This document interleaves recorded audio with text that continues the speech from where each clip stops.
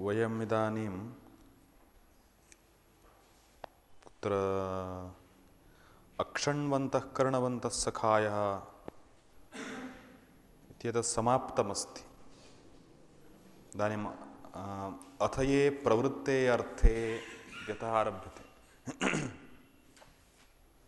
अथ ये प्रवृत्ते अर्थे अमिताक्षरेषु ग्रन्थेषु वाक्यपूरणाः आगच्छन्ति पदपूरणास्ते मिताक्षरेषु। इदानीं वदति अर्थे प्रवृत्ते नाम अर्थे निष्पन्ने सति पूर्णः वाक्यार्थः यदा सिद्धो भवति तदा प्रवृत्तः अर्थः नाम अत्र तथा अर्थः अस्ति। अर्थे प्रवृत्ते वाक्यार्थे सिद्धे सति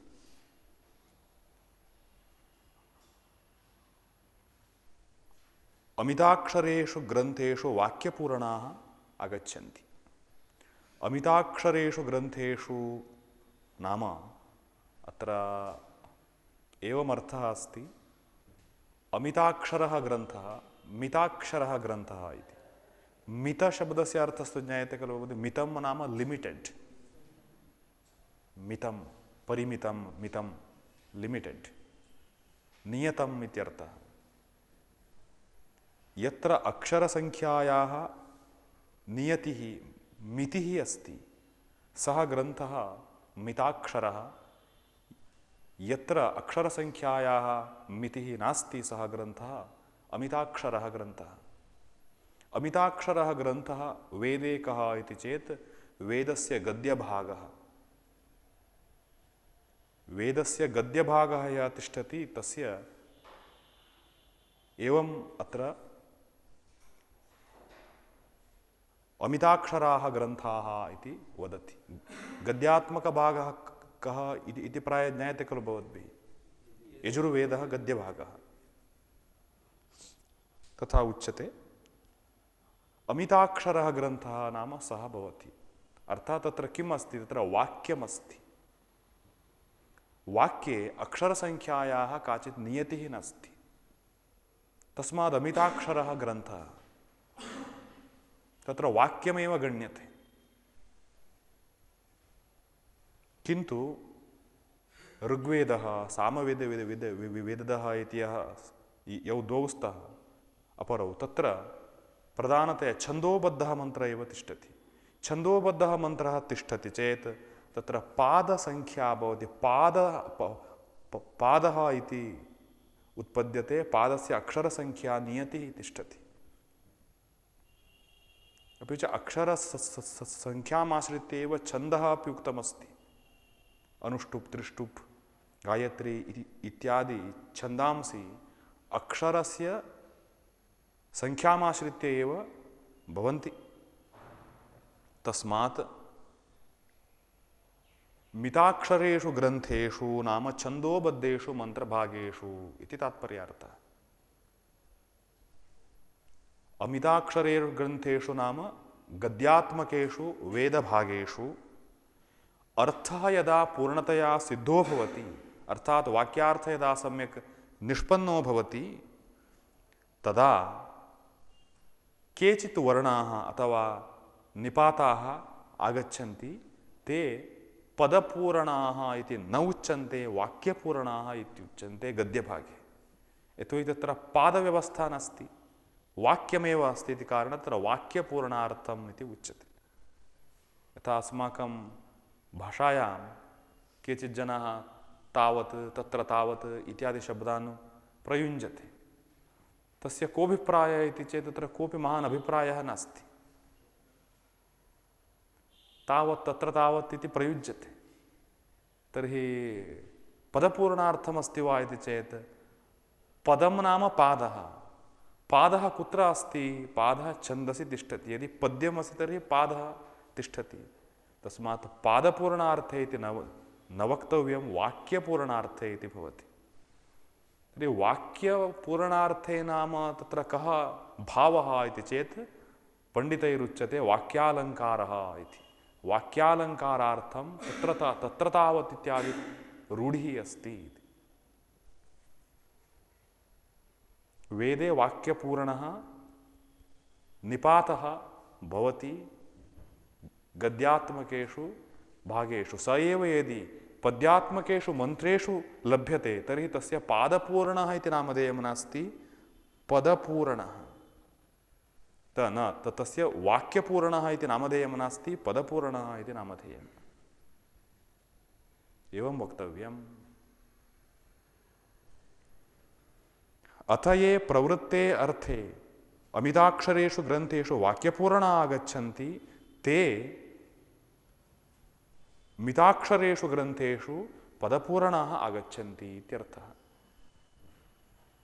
अर्थात् निपातः कोऽपि इदानीम् उद्धरति स एव कम् ईम् इत्यादि। कम् इति कश्चित् निपातः, सः यदि गद्यात्मके मन्त्रे आगच्छति तदा सः वाक्यपूर्णः इत्युच्यते, पद्यात्मके मन्त्रे आगच्छति चेत् पदपूर्णः इत्युच्यते।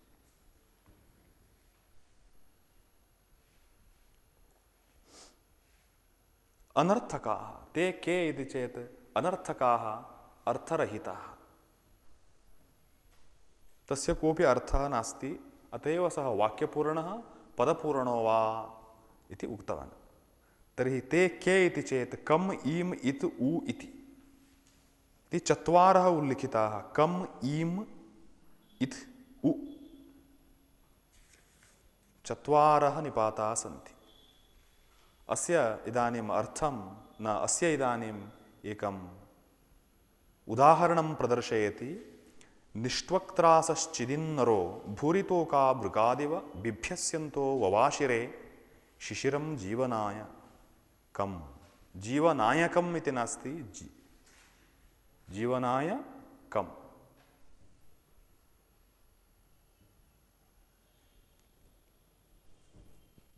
हेमन्तकाले कश्चित् दरिद्रः कथं कष्टं प्रकाशयति इति दर्शयति। स्वकीयं कष्टं कथं दर्शयति इत्येवम् अस्मिन् मन्त्रे दर्शयति।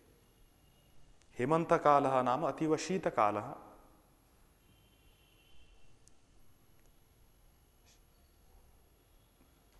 शीतकाले कश्चित् दरिद्रः वस्त्रादिहीनः दरिद्रः कथं कष्टम् अनुभवति इति वर्णना अस्मिन् मन्त्रे अस्ति। विलक्षणः अयं मन्त्रः। निष्ट्वक्त्रासः, निष्ट्वक्त्र त्वक् त्वक् त्वग्रूपं त्रम्। त्रम् नाम त्राणवस्तु, रक्षणवस्तु, तत् त्रम् इत्युच्यते। त्वग्रूप त्राणवस्तु यस्य अस्ति, आच्छादनवस्तु, सः त्वक्त्रः। किन्तु यस्य नास्ति सः निष्ट्वक्त्रः। निष्ट्वक्त्राः इति वक्तुं छान्दसं रूपमस्ति निष्ट्वक्त्रासः। यथा देवासः इत्यादि रूपं वर्तते। निष्ट्वक्त्रासः आच्छादनवस्त्ररहिताः। आच्छादनार्थं कम्बलादि यद् वस्त्रमस्ति तद्रहिताः। किन्तु भूरितोकाः, तोकम् इति क्लीबलिङ्गे शब्दः। तोकम् तथा महाभाष्ये तोकम् इति प्रयुज्यते। शकटस्य तोकमाः न दृष्टमस्ति वा भवद्भिः? शकटस्य तोकमाः, शकटस्य तोकं शाकटायनः, तोकम् अपत्यम्।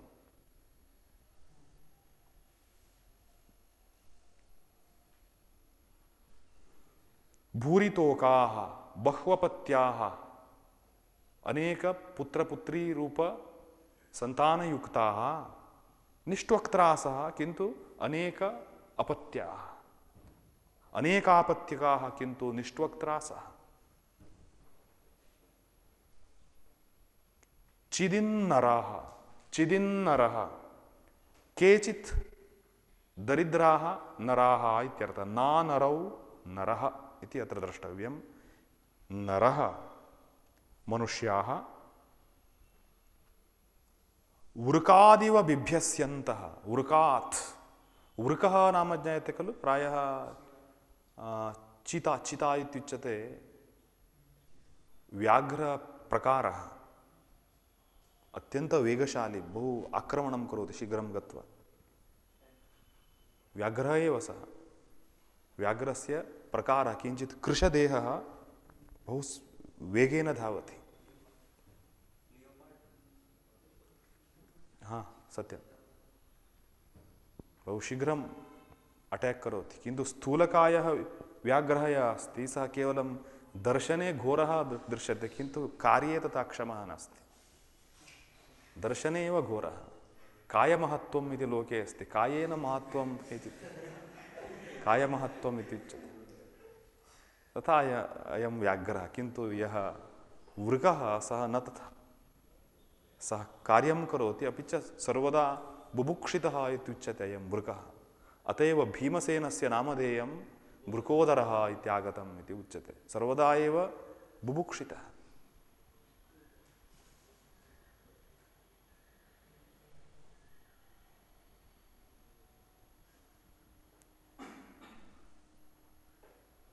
वृकात् यथा लोकः बिभेति तद्वत् हेमन्तात् बिभ्यस्यन्तः नाम भयमनुभवन्तः जीवनाय शिशिरं ववाशिरे। दुर्गाचार्य व्याख्याने यथा अर्थः अस्ति तथा अर्थः मया उक्तः। हिंदी अर्थः किञ्चित् विलक्षणः अत्र प्रदत्तः अस्ति।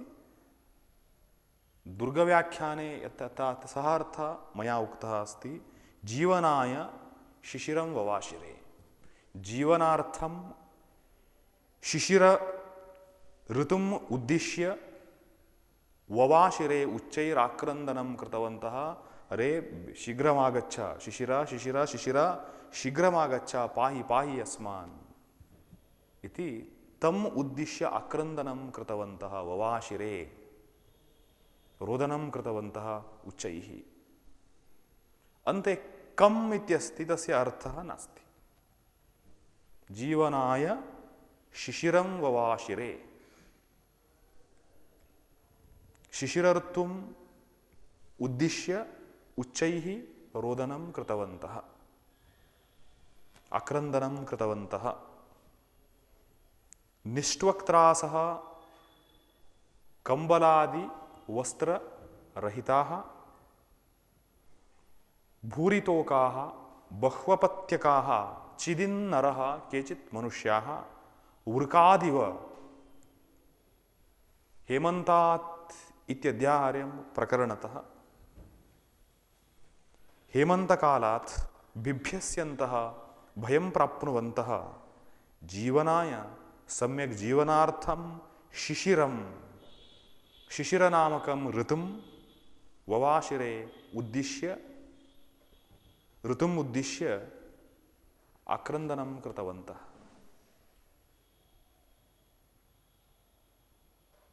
शिशिरकालः यदागच्छति ततः परं शैत्यः क्षीणः क्षीणः क्षीणः भवति, यथा इदानीं दृश्यते।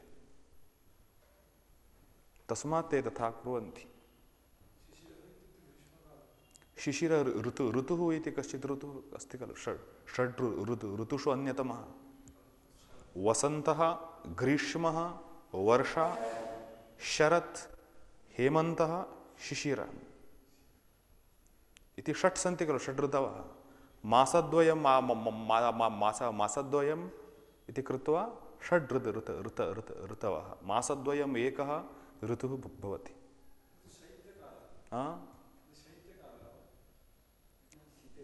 शीतकालः चतुर्षु मासेषु अस्ति। चतुर्षु मासेषु यः शीतकालः अस्ति तत्र मध्यमभागं प्राप्नोति हेमन्तकालः मासद्वयं, शिशिरकालः मासद्वयम्। अत्र हेमन्तेन पीडितः, हिमपातः अत्यधिकः जायते अस्मिन् काले इति कारणात् अत्र शैत्यम् एक्स्ट्रीम् गच्छति, उच्चावस्थां प्राप्नोति। उच्चावस्थायां पीडिताः शिशिरकालः आगच्छतु आगच्छतु इति कथयन्ति, यतोहि अत्र डौन् भवति, डौन्वर्ड् आरभ्यते। शिशिरकालः आगच्छतु, शैत्यं तु अस्त्येव किञ्चित्, किन्तु सोढुं शक्यं शैत्यं तत्र अस्ति इति कारणात् तदस्माकं जीवनाय भवतु इति ते इति उच्चैराक्रन्दनं कुर्वन्ति। यतोहि अनेके पुत्राः पुत्र्यश्च सन्ति चेत् दरिद्रः पिता किं करोति?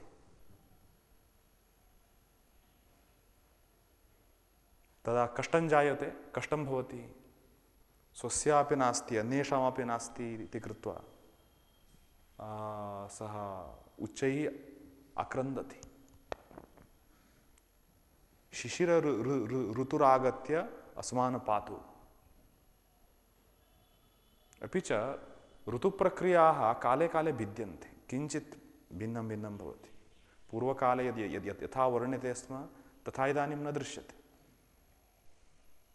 किञ्चित् भिन्नतया अनुभूयते।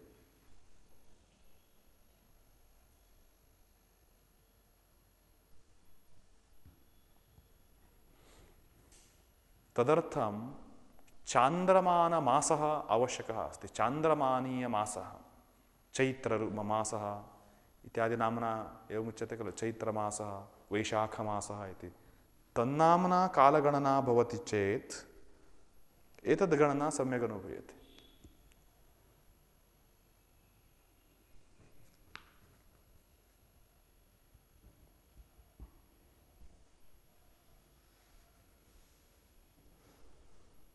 भवतु। शिशिरं जीवनाय इति उक्तवान्। शिशिरं जीवनाय भवतु। शिशिरम् इति पदं प्रसङ्गप्राप्तं निर्वक्ति शृणाते शमनातेर्वा इति। शिशिरम् इति पदं कस्मात् निर्वक्तव्यम् इति चेत् शृणातेः शमनातेः वा। श्रुहिंसायाम् अथवा शमुहिंसायाम् इत्यस्मात् धातोः शिशिरम् इति पदं निष्पादनीयम् इत्यर्थः।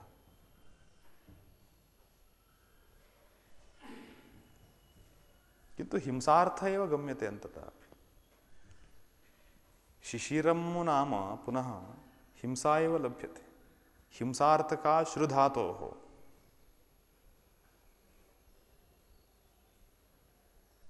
अथवा हिंसार्थकात् शमुधातोः निर्वक्तव्यमिदं पदं शिशिरम् इति। शिशिरं शृणातेः शमनातेर्वा। तावदेव। अत्र कम् इति यदुक्तमस्ति अन्ते तत् कम् इत्यस्य अर्थः तेन न लिखितः। कम् नाम निरर्थकं पदमस्ति, निरर्थकः निपातः। सः अत्र पदपूरणः भवति, वाक्यपूरणः नास्ति। यतोहि गद्यं नास्ति, तद् पद्यमस्ति इति कारणात् पदपूरणः इत्युच्यते। पश्यन्तु, कम् इति पदं विहाय एव अर्थः सिद्धः, अर्थः प्रवृत्तः, निष्पन्नः पूर्णतया। प्रवृत्ते अर्थे श्रूयमाणः अन्यः शब्दः अयं पदपूरणः इति सिद्धम्। इदानीं लघुभिः वाक्यैः शीघ्रं शीघ्रं दर्शयति, किमपि नास्ति। इदानीम् ईम् इति कम् इति समाप्तमस्ति ईम्। ईम् इत्यस्य इदमुदाहरणम् एमेनं सृजता सुते। एमेनम् इत्यत्र किमस्ति? एम् नाम अत्र आ ईम् एनम् एवं स्थिते आ ई इति कृत्वा गुणसन्धिकारणेन ए इति रूपम् आगतम्। एम् एनम् एमेनम् इति स्थितमस्ति। तस्मात् अत्र ईम् इत्येव निपातः अत्र वस्तुतः अस्ति। सृजत आसृजत सुते। अत्र सोमरसः पूर्णतया यदा निष्पन्नो भवति तदा एव एनम् आसृजत। आसृजत नाम तम् एवं तस्य विनियोगं कुर्वन्तु इति उच्यते। अत्र आसृजत आङ् इत्युपसर्गः प्रथमतः अस्ति आ इति, तस्य सृजत इत्यनेन साकम् अत्र लोट्लकारः अस्ति।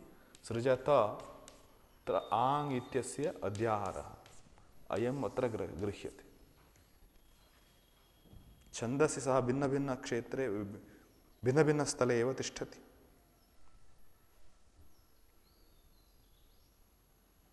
एनं नाम सोमम् इत्यर्थः, सोमनामकं रसम्। तर्हि अत्र सोमनामकं रसम् आसृजत इति यद्वाक्यं वर्तते तत्र ईम् इत्यस्य कोऽपि अर्थः नास्ति इति अभिप्रायः। ईम् इति तु अस्ति किन्तु तस्य कोऽपि अर्थः नास्ति।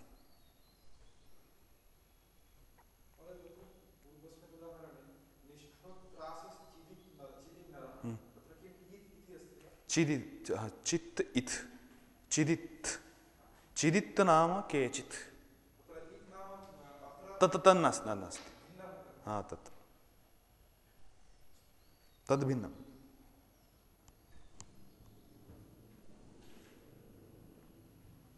तमिद्वर्धन्तु नो गिरः आसृजत एनं सुते इत्येतावानेव अर्थः। सुते नाम सम्यक् अभिश्रुते सति, सम्यक् निष्पन्ने सति रसद्रव्यं तत् लताम् आनीय निष्पीड्य मर्दनं कृत्वा निष्पादयन्ति, तथा निष्पन्ने सति इत्यर्थः। आसृजत एनं सुते इति अर्थः ग्राह्यः। तत्र ईम् इत्यस्य अर्थं त्यक्त्वा एव सः दर्शयति आसृजत एनं सुते इति। तमिद्वर्धन्तु नो गिरः, नः गिरः अस्माकं स्तुतयः तम् इद्वर्धन्तु।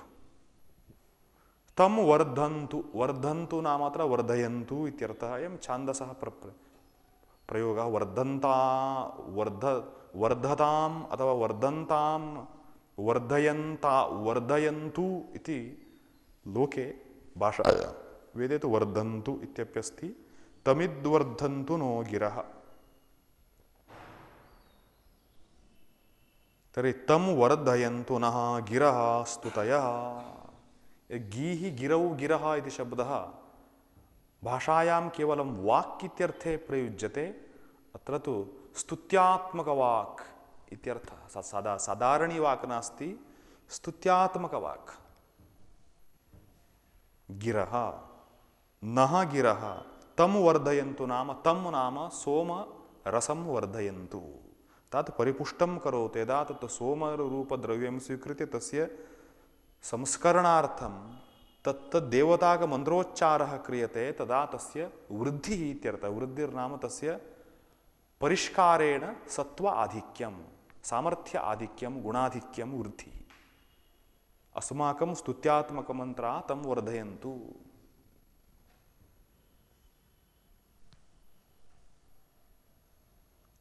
इदानीं गिर् इति शब्दः आगतः अस्ति अत्र। सः कुत्रचित् उपयोगी अस्ति अग्रे इति कारणात् तत्रैव प्रसङ्गतः तं दर्शयति। गिरो गृणातेः इति। गृ शब्दे इति कश्चित् धातुः अस्ति, केवलशब्दः नास्ति। गृणाति नाम स्तुत्यात्मकशब्दः। गृणाति इति लोकेपि अस्माभिः स्तौति इत्यर्थे प्रयुज्यते। स्तौत्यर्थे गृणाति। अतः गृ शब्दे इत्यस्मात् धातुतः गिर् शब्दः आगतः इति द्रष्टव्यं। सामान्यतः लोके रेफान्तस्त्रीलिङ्गशब्दः गिर्। ब्राह्मी तु भारती भाषा, गीः वाग्वाणी सरस्वती इत्यस्ति खलु कोशे, सा एव गीः अत्र। गीः गिरौ गिरः।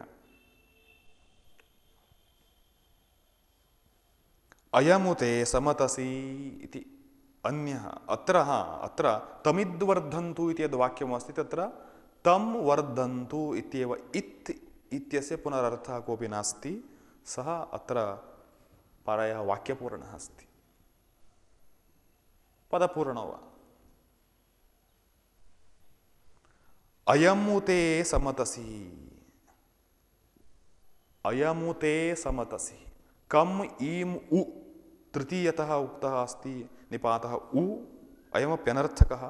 अयमुते समतसि, अयं ते यज्ञे सम, अयं संपतसी संपतसी नाम तत्र आगत्य उपस्थितो भवसि।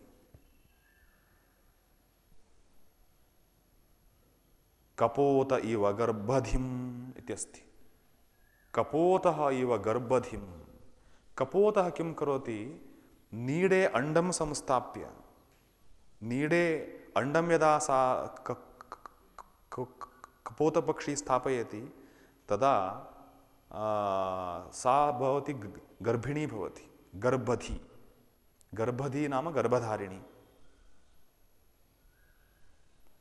अर्थात कपोतपक्षी नीडे अंडं संस्थाप्य नीडं प्रति यथा पुनः पुनः पुनः पुनः स्वेच्छया आगच्छति प्रतिबंधं विना एव, तद्वत् त्वम् अपि अस्माकं यागे संपतसि, आगच्छसि। अत्र अयम् उ इत्यस्ति। अयम् उ इत्यस्य कश्चित् अर्थः नास्ति इति वक्तुम् एवं दर्शयति। अयमुते अयन्ते समतसि इत्येतावानेव अर्थः इति सः लिखितवान्। अयं ते समतसि। एवं चत्वारः तेन पूर्वमुक्ताः इदानीं दर्शिताः। कम्, ईम्, उ, इत्, उ इति। इवोपि दृश्यते इति इदानीम् अन्यमेकम् इदानीं संयोजयति अत्र। इवोपि दृश्यते सुविदुरिव सुविज्ञायेते इव इति लौकिकवाक्यैरेव प्रदर्शयति। सुविदुरिव, सुविदुः इव, ब्राह्मणाः यागं सुविदुः, सम्यक् जानन्ति इत्यर्थः। इव इत्यस्य पृथक् अर्थः नास्ति। सुविज्ञायेते इव यज्ञः, यज्ञकालश्च ब्राह्मणैः सुविज्ञायेते। इव इत्यस्य न अर्थः। यज्ञः यज्ञकालश्च सम्यक् विज्ञायेते द्विवचने। तत्र व्याख्याने नक्षत्रम् इत्यपि लिखितमस्ति। यज्ञः तन्नक्षत्रञ्च, सः कालः। तर्हि इव इत्यपि निपातः कदाचित् अनर्थकः प्रयुज्यते, अत एव सः पदपूर्णः वाक्यपूर्णो वा इति व्यवह्रियते।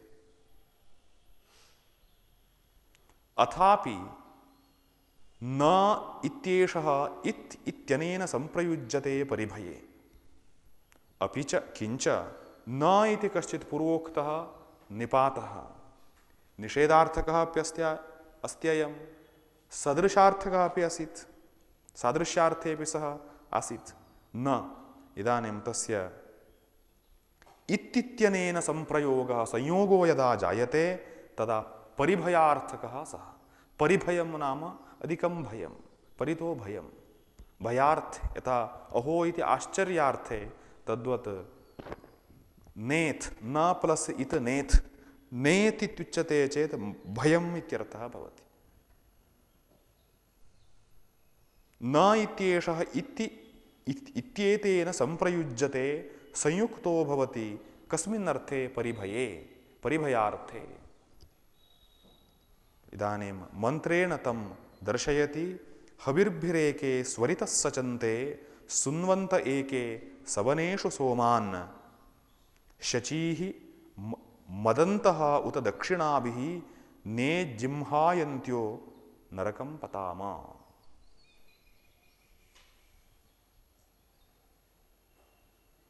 अत्र एवमुच्यते, मन्त्रप्रकरणतः इत्थमस्ति। दुर्गवृत्तौ तथा नास्ति, किन्तु अन्यत्र इत्थमस्ति। नारदः राक्षसपत्नीः उपदिशति। युष्माकं तु बहु कष्टमस्ति इति किञ्चित् भयम् उत्पादयति। नारदेन भयं प्राप्ताः अथवा चोदिताः राक्षसस्त्रियः इदं वदन्ति। दुर्गाचार्यव्याख्याने दृश्यते साधारणस्त्रियः इदं वदन्ति। उभयथापि भवतु, चिन्ता नास्ति। हविर्भिरेके स्वरितः सचन्ते।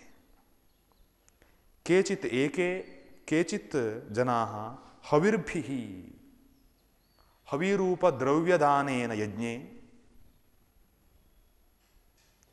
इतः स्वर सचन्ते। अस्मात् लोकात् स्वर नाम स्वर्गम सचन्ते प्राप्नु। स्वर इत्यव्ययमस्ति खलु स्वर्गार्थे। स्वरव्ययम् स्वरव्ययं स्वर्गनाक इत्येव खलु आरम्भः अस्ति कोशे। स्वर सचन्ते गच्छन्ति प्राप्नुवन्ति। एके केचित् सवनेषु सोमान् सुन्वन्तः। सवनेषु नाम सोमयागस्य सोमरसस्य यागप्रसङ्गः यदा आगच्छति तत्काले अथवा सामान्यतः यज्ञे इति वा अर्थः। सवनशब्दस्य यज्ञः इत्यपि अर्थः अस्ति। अथवा सोमरूपद्रव्यदानेन होमः यदा क्रियते तदापि सवन इति उच्यते। सवनेषु यज्ञेषु सोमान् सुन्वन्तः। सोमान् निष्पादयन्तः। सोमलतातः सोमरूप रसं निष्कासयन्तः। हिंदी मध्ये किमस्ति? सोम चुकाने के समय में। स एव अर्थः खलु चुकाना निष्कासनं। तत् निष्पीडनं कृत्वा निष्कासनं यत् क्रियते तत् कृत्वा इतः स्वर सचन्ते। इतः स्वर्गं प्राप्नुवन्ति। तर्हि किमस्ति? सोमरूप रसं निष्पादयन्तः नाम सोमरूप रसं निष्पाद्य आहुत्यात्मना प्रदाय तत्पुण्येन स्वर्गं प्राप्नुवन्ति इत्येव अर्थः। अपि च एके केचित् शचीः मदन्तः। अत्र परिवर्तित विभक्तेः सम्यक् एतत् स्थानमस्ति। शचीः नाम शचीभिः इत्यर्थः। द्वितीया श्रूयते किन्तु तृतीयार्थः। विभक्ति परिवर्तनं छन्दसि पुनः पुनः जायते तस्य एतत् सम्यक् उदाहरणं। शचीः नाम स्तुतिभिः। शचिः इति शब्दस्य अर्थः स्तुतिः। शचीभिः स्तुतिभिः इत्यर्थः। शचीः नाम शचीभिः स्तुतिभिः। स्तुतिभिः मदन्तः नाम हर्षयन्तः आनन्दयन्तः। मदी हर्षे इति धातुः अस्ति अन्तर्भावितण्यर्थः। मादयन्तः अथवा मदयन्तः इति वक्तव्ये मदन्तः हर्षयन्तः। स्तुतिभिः देवान् हर्षयन्तः इतः स्वर प्राप्नुवन्ति। स्वर्गं गच्छन्ति। सचन्ते गच्छन्ति। उत किंच कि एके केचित् दक्षिणाभिः इतः स्वर सचन्ते। यज्ञे दक्षिणादानेन एव स्वर्गं प्राप्नुवन्ति। इदानीं नेत् न इत्यस्य इत् इत्यनेन संप्रयोगः संयोगः अस्ति। नेत् महत् भयं जिह्मायन्त्यः वयम् इत्यध्याहारः। जिह्मायन्त्यः नाम वक्रीभूताः वयम्। जिह्मायति नाम वक्रीभवति अर्थात् शास्त्रोक्तं मार्गं त्यक्त्वा अपरमार्गेण भ्रष्टेन मार्गेण कुत्रचित् गच्छन्ति इत्यर्थः। जिह्म शब्दस्य लोकेपि अर्थः अस्ति वक्रः इति। वेल्लितं कुटिलं वक्रं जिह्मम् इत्यादयः शब्दाः सन्ति वक्रार्थे। अवक्रः स्यात् इत्युक्ते तेषाम् असौ विरजो ब्रह्मलोकः न येषु जिह्मम् अनृतं न माया चेति। येषु जिह्मम् अनृतं माया च नास्ति तेषामेव अयं ब्रह्मलोकः। विरजो ब्रह्मलोक नाम शुद्ध ब्रह्मलाभः। तत्र जिह्म शब्दस्य अर्थः वक्रता वक्रबुद्धि कुटिलता। जिह्मायन्त्यः कुटिलायमानाः वयम् इत्यर्थः। वयं नरकं पतामः।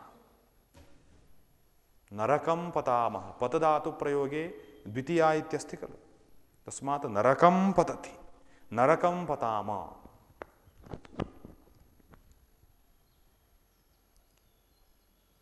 तर्हि किम् अस्ति? राक्षसाः सर्वे यज्ञद्वेषिणः, यज्ञद्वेषकारणादेव पुण्यकर्म तु न प्राप्नुवन्ति ते। पुण्यकर्म अप्राप्य किमनुभवन्ति? नरकमनुभवन्ति।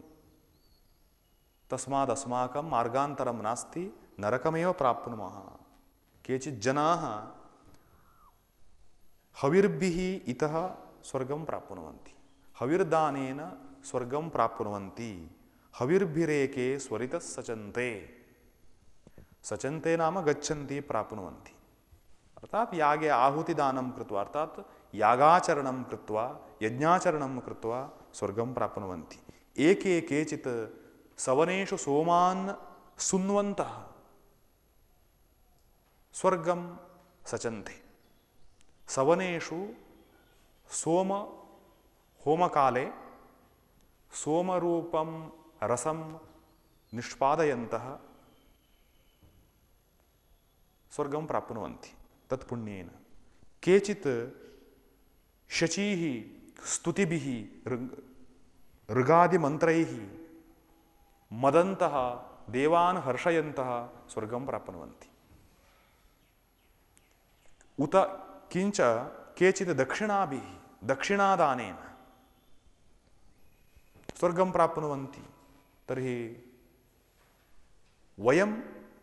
वयं तु जिह्मायन्त्यः कुटिलायमानाः सत्यः नरकं पतामः इति। राक्षसस्त्रियः दुःखेन तद्भीत्या नरकपातः अस्माकं सिद्धः अस्ति इति भयं जायमानमस्ति। राक्षसस्त्री, राक्षसानां भयं नास्ति, राक्षसस्त्रीणां किञ्चित् एवं भयम् आगतं नारदस्य उक्तिं श्रुत्वा।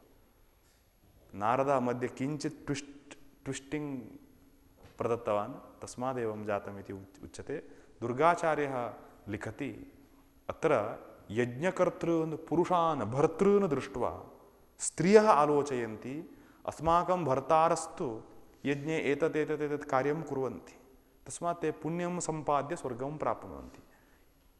यज्ञाधिकारः अस्माकं नास्ति, आहुतिदानादिकार्यम् अस्माकं नास्ति, तस्मात् पुण्यकार्यमेव अस्माकं नास्ति इत्यतः वयं नरकं पतामः।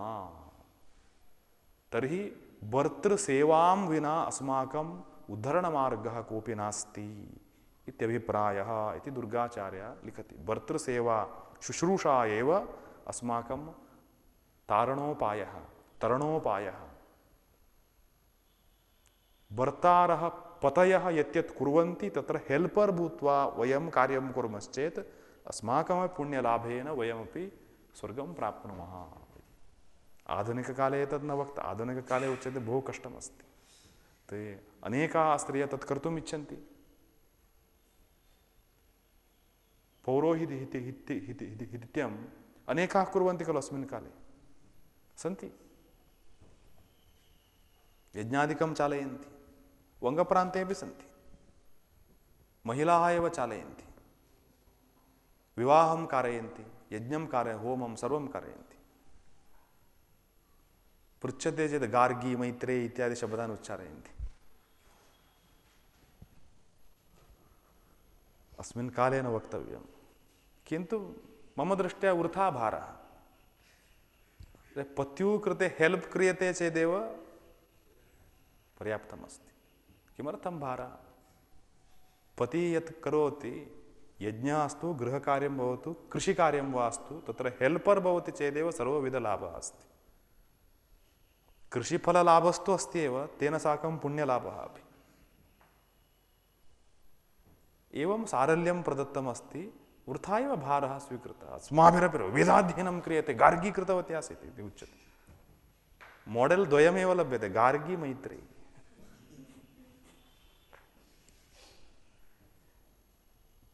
किन्तु पूर्वकाले आसीत् एव, रामायणेऽप्यस्ति। पूर्वकाले तु आसीत्, किन्तु युगधर्मः भिन्नः। युगधर्मः इति सः भिन्नः अस्ति।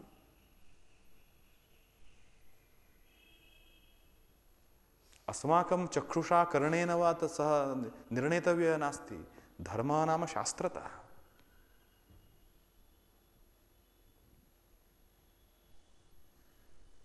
मीमांसायां कुमारिलभट्टैरुक्तम् अर्थकामौ लोकतः एव ज्ञातुं योग्यौ किन्तु धर्मः मोक्षस्य शास्त्रतः एव ज्ञातव्यः इति उपायान्तरं नास्ति। तत् चक्षुषा दृष्ट्वा कर्तुं न शक्यते। एवमस्ति अस्माकं शरीरं तथैव अस्ति इति। वयमपि मनुष्याः वेदाध्ययनं कुर्मः यज्ञं कुर्मः इति तर्केण किमपि न भवति। एतत् किमस्ति सृष्टेः यत् सूक्ष्माकारः अस्ति सूक्ष्माकारे एव सर्वं नियन्त्रणमस्ति सृष्टेः। तत् स्थूलाकारे किमपि नास्ति। एवं स्थूलाकारः केवलं एक्स्टर्नल् किमुच्यते एतत् कवचमात्रमेतत्। सूक्ष्मे सर्वमस्ति। सूक्ष्मस्तु न दृश्यते अस्माभिः। तत् मुनिभिः दृश्यते। तत् सूक्ष्मं दृष्ट्वा नियमः कल्पितः स्थूलेऽपि। एतत् किं जातमस्ति केचित् बस् यानं चालयन्ति ट्रक् यानं चालयन्ति गेर् चेञ्ज् कुर्वन्ति एवं किमपि कुर्वन्ति। तदा इत्थं न प्रष्टव्यं सः एवं कृत्वा एवं करोति। अरे एवं कृत्वा एवं किमर्थं न करोति? अरे एवं कृत्वा एवं न कर्तव्यं। गेर् भिन्नं भवति तदा। किमर्थम् एवं जातम्? अरे साफ्ट्वेर् तथा अस्ति सः तद्रीत्या हार्ड्वेर् मध्ये अरेञ्ज्मेण्ट् कृतमस्ति। कंप्यूटर् मध्ये किमपि कार्यं कर्तव्यं ट्याब् भिन्नम् अस्माभिः उत्पादनीयं चेत् नूतन ट्याब् मध्ये किमपि द्रष्टव्यम् इति रैट् क्लिक् क्रियते पूर्वम्। अरे रैट् क्लिक् एव किमर्थं? रैट् नाम पुरुषप्रधानता इत्यर्थः। लेफ्ट् क्लिक् भवतु किमर्थं न इति प्रश्नः व्यर्थः। किमर्थं? साफ्ट्वेर् तथा अस्ति अन्तः। अन्तः साफ्ट्वेर् तथा अस्ति तस्मात् रैट् क्लिक् अनिवार्यम्। अवगम्यते खलु मया उक्तं? रैट् क्लिक् अनिवार्यम्। एवं ब्रह्माण्डस्य साफ्ट्वेर् किमपि अस्ति सृष्टेः। तदनुसारेण अत्र स्थूललोकेऽपि नियमः कल्पितः।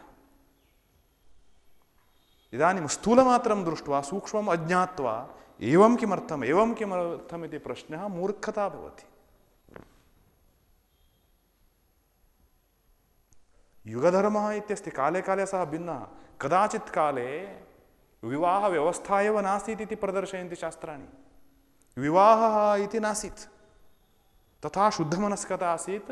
कश्चित् पुत्रं प्राप्तुम् इच्छति चेत् काञ्चित् स्त्रियं गत्वा प्रार्थयति मम कृते पुत्र आवश्यकः आवयोः सङ्गमः अस्तु इति। सापि अङ्गीकरोति स्म। सङ्गमनेन पुत्रम् उत्पाद्य सा पुत्रं प्रयच्छति अस्मै। समाप्तम्। कामभाव एव नासीत्। तत्काले न विवाहः। यदा कामभावः आरब्धः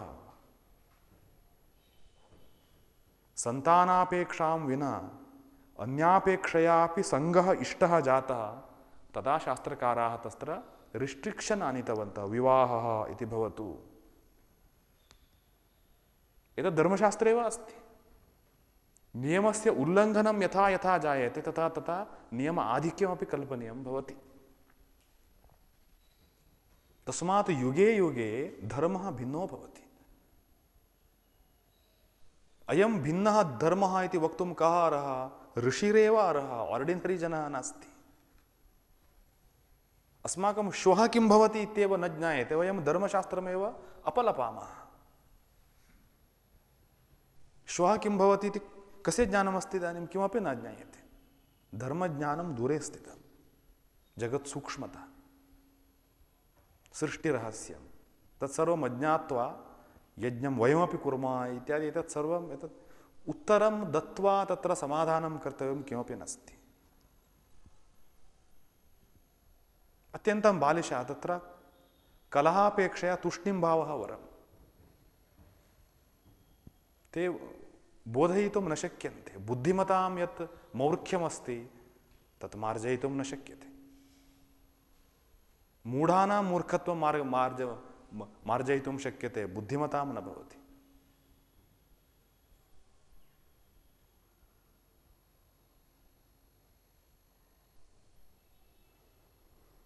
तस्मात् मूर्खस्य नास्त्यौषधम् इत्युक्तमस्ति सुभाषिते।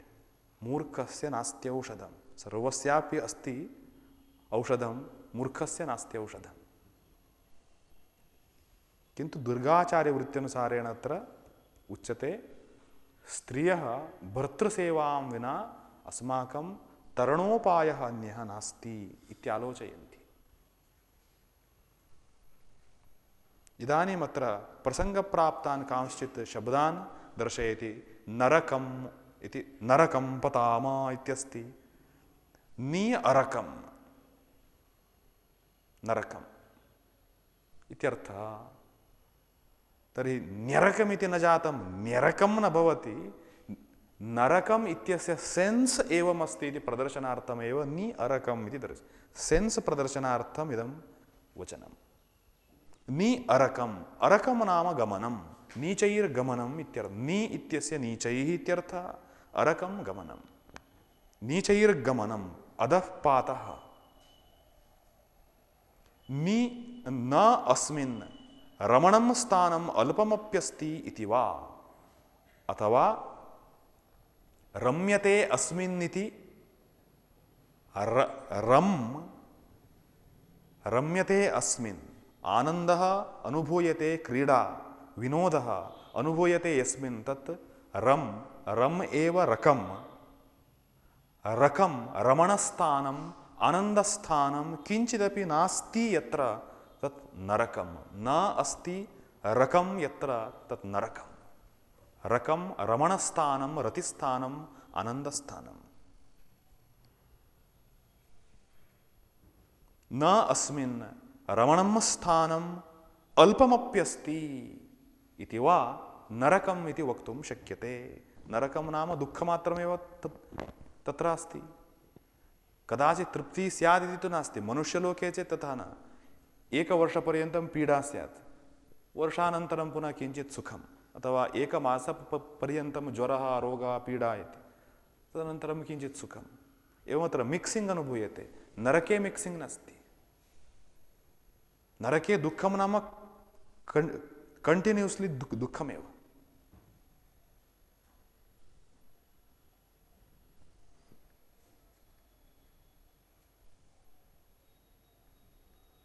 अथापि न च इत्येषः इत्येतेन सम्प्रयुज्यते अनुपृष्ठे। मास्तु किमपि बहु वर्णनीयं किमपि नास्ति। न च इत्येषः इत्येतेन सम्प्रयुज्यते अनुपृष्टार्थे। न च प्लस इत्, न चेत्, न च प्लस इत्, न चेत्, अनुपृष्टार्थे, द्वितीय प्रश्नार्थे। अनुपृष्टार्थस्तु पूर्वम् अनेकवारम् आगतः अस्ति। न चेत् सुरां पिबन्ति इति। न चेत् सुरां पिबन्ति।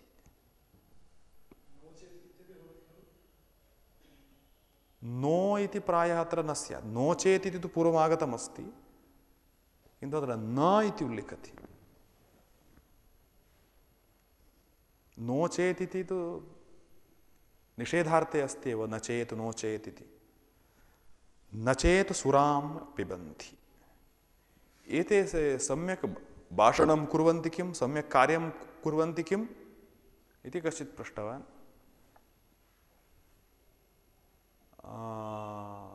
कुर्युः इति अन्यः उक्तवान्। न चेत् सुरां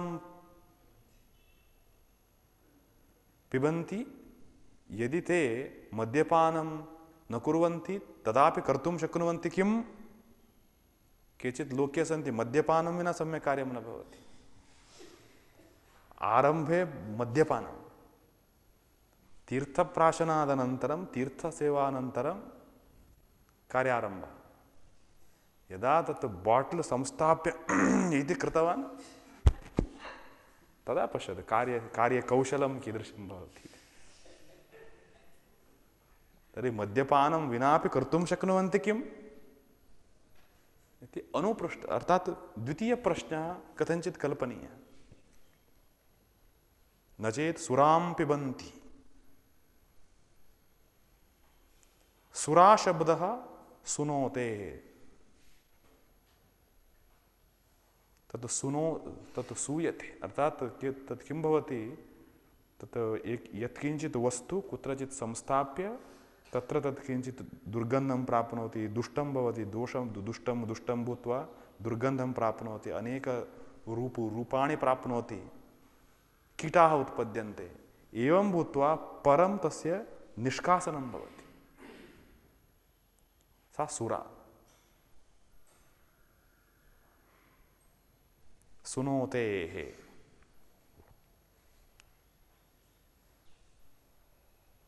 एवं वचेषु अर्थेषु निपतन्ति ते उपेक्षितव्याः। एवं अनेकेषु अर्थेषु वचेषु नाम नानार्थेषु निपतन्ति, तिष्ठन्ति, ते अर्थात निपाताः उपेक्षितव्याः, सम्यक् ध्यानेन द्रष्टव्याः, अवलोकनीयाः, उपेक्षितव्याः।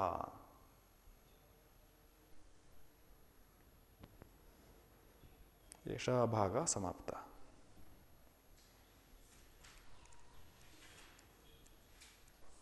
अर्धाधिकभागः समाप्तः अस्ति वा इदानीं पाठ्यभागे? सत्यम्, अर्धाधिकभागः समाप्तः।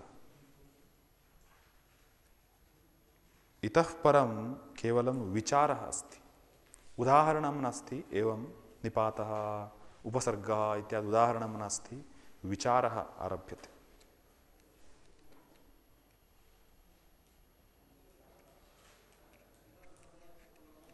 तो हि 20 वर्गाः, 21, 22 वर्गाभ्यन्तरे समापनीयं, 12 वर्गाः समाप्ताः।